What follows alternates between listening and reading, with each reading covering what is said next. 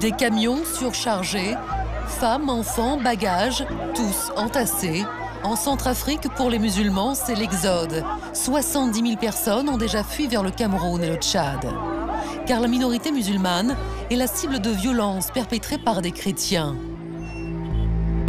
Des lynchages en pleine rue, des exécutions sommaires à la machette. Pour les humanitaires sur place, plus de doute, les musulmans sont victimes d'épuration ethnique. Il y a un nettoyage ethno-religieux qui continue et qu'il faut arrêter.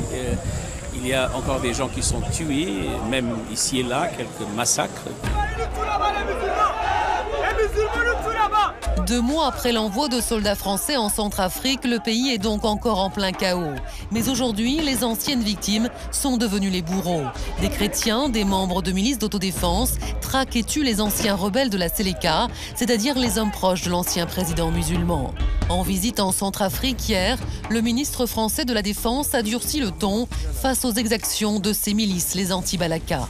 Ce sont des actes criminels. Je n'hésite pas à utiliser le terme. Et il faut les punir comme tels. 5400 soldats africains et 1600 Français sont actuellement déployés en Centrafrique pour ramener le calme. Mais dans un climat de vendetta, la mission est explosive. Sur ces images, des soldats français tiennent à distance un groupe de civils armés. À quelques mètres, un homme musulman vient d'être tué par les anti-Balaka. La France s'était-elle préparée à une mission aussi complexe? Et surtout, peut-elle aujourd'hui enrayer les massacres et l'exode?